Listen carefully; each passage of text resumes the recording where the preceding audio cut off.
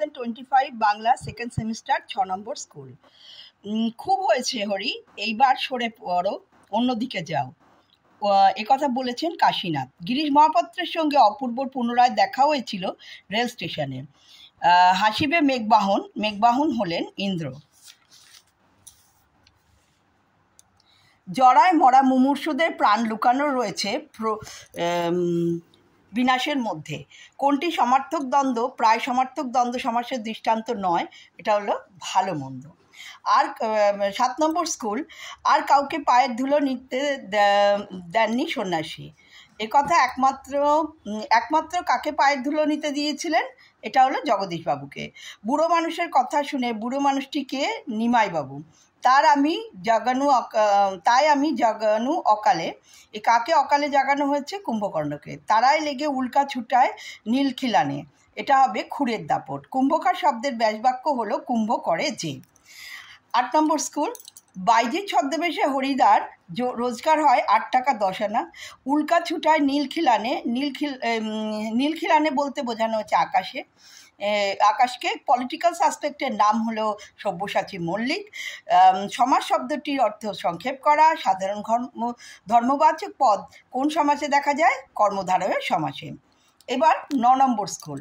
9 নম্বর স্কুলের first question, Haimabati সুত যথা নাসিতে তারকে, এটা হবে কার্তিকেয়।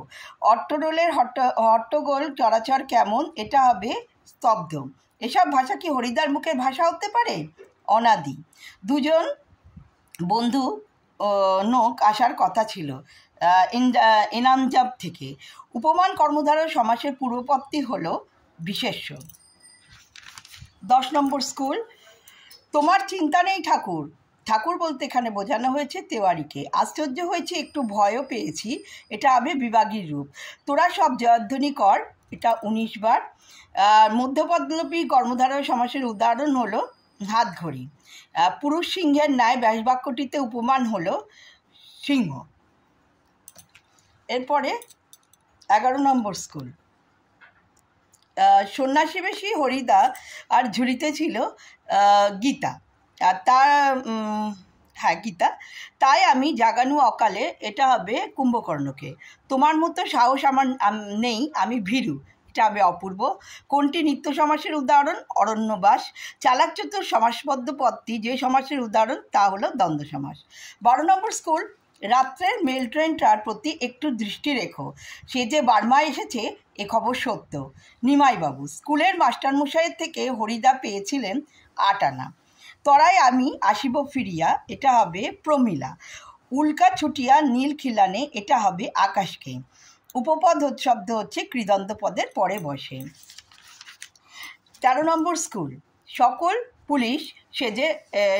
নকল পুলিশ সেজে হরিদা ঘুষ নিয়েছিল 8 আনা। ইন্দ্রজিতের স্ত্রীর নাম প্রমীলা। মিথ্যেবাদী কোথাকার বক্তা হলেন জগদীশবাবু।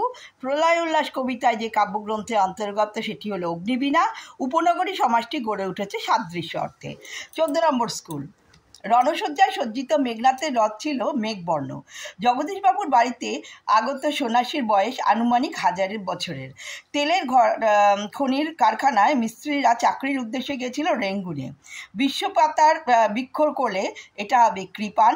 দ্বিগু সমাসের পূর্বপত্তি হলো সংখ্যাবাচক।